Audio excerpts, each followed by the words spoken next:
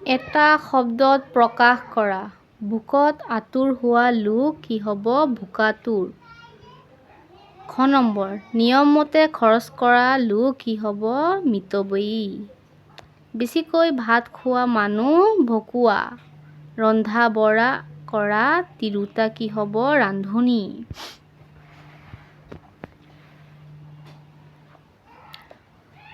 কোৱা আৰু লিখা।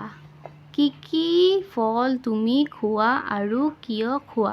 এইটো তোমালোকে নিজে কৰিবা। কলগছ আমাৰ কি কি কামত লাগে? এইটো তোমালোকে নিজে কৰিবা। আৰু তোমাৰ কি কি ফল খাই ভাল লাগে? এইটো তোমালোকে নিজে কৰিবা।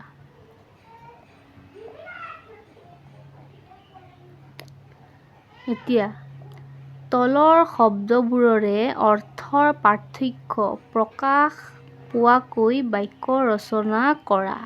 উদাহৰণ: খৰ, ওপৰৰ পৰা পৰ বা খহ।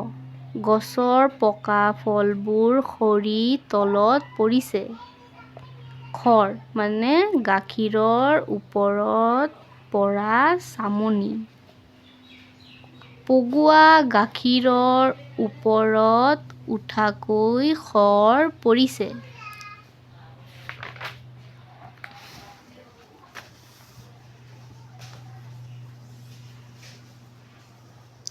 কল, সুখাদ্য ফল বিশেষ। আমাৰ গাঁৱত 2খন কলৰ বাগান আছে। কল মানে কি? যন্ত্ৰ। কল কাৰখানাৰ পৰা ওলোৱা ধোঁৱাই বায়ু প্ৰদূষিত কৰে। চিৰা, ফুট কৰা ধান ভাজি চেপেটাকৈ খুন্দি ওলোৱা চাউল। চাউলৰ পৰা চিৰা প্ৰস্তুত কৰা হয়। দৈ, দৈ কি? দৈ গাখীৰ। গাখীৰৰ পৰা দৈ প্ৰস্তুত কৰা হয়। দৈ, বাঁহৰ চেপেটা আৰু মিহি কাঠি দৈ দি পাচি বনোৱা হয়। আলু, এবিধ পাচলি।